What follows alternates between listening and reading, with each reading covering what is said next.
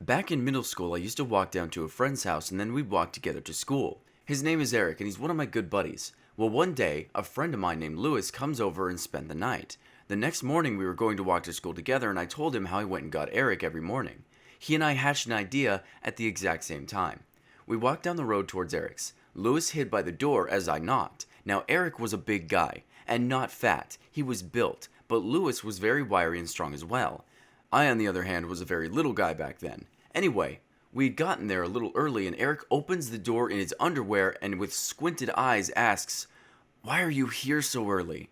I move out of the way and Lewis tackles him and pins him to the ground. I grab a can of lemon-scented aerosol and spray Eric down head to toe. His eyes were burning and I kind of felt bad, but all day you can imagine who I was running away from.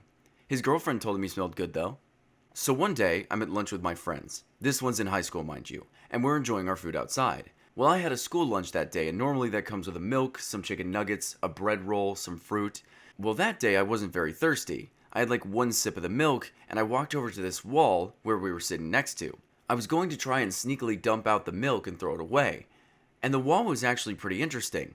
It was rusty but smooth at the same time, and I was rubbing on the wall trying to understand how it was possible when my friend Gage, I've talked about him before, walks up and says, "That wall gets a rub down, what about me?"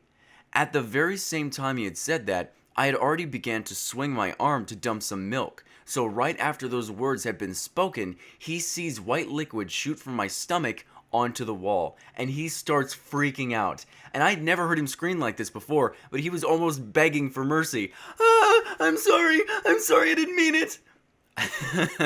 That was quite a day.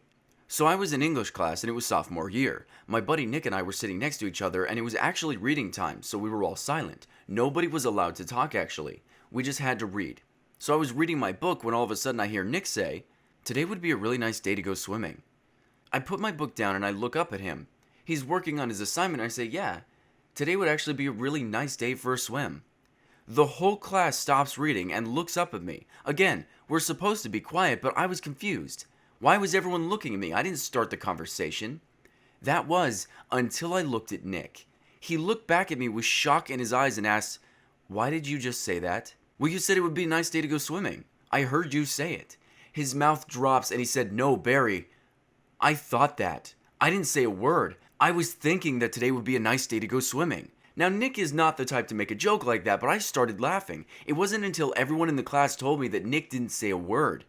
And I have never read anyone's mind since. And the last story. My friend Gage had a crush on this girl. This girl happens to be the same girl from the My First Girlfriend story, so I'm not going to refer to her by name. Instead, I'm going to call her Jordan. So Gage liked Jordan, and I wanted to mess with him. At the time, Jordan had a boyfriend and she was off limits, but I took her aside one day and said, "Hang out with me alone today. I want to screw with Gage." The next day, we're in our history class, and Gage asked me what Jordan and I did the day before. I said this. Jordan and I were hanging out in the gym, nobody else was in there, and we were just talking when all of a sudden, she grabs me, pins me up against the wall, and starts kissing me. Nick knew beforehand that I was going to tell this lie, and he started laughing, but Gage was not happy. Now, there was this kid behind me named Michael, and he overheard the conversation and said, "Wait, what? Barry, you stud." I started laughing. See, this guy was a senior and he drove the nicest car on campus. So if he liked you, that was kind of a big deal. At least, back then. He looks at me and asks, "Are you going to take things further with her? Maybe make her your girl?" This is when I look back at him and reply, "No, I don't think her boyfriend would like that." I wish you could have seen the look on his face. "Barry, you stud! This kid is a stud!" He was screaming it out in class and Nick and I were dying. A few days later, we told Gage the truth, but this senior never knew, and every time he saw me, he would say those immortal words, "Barry, such a stud."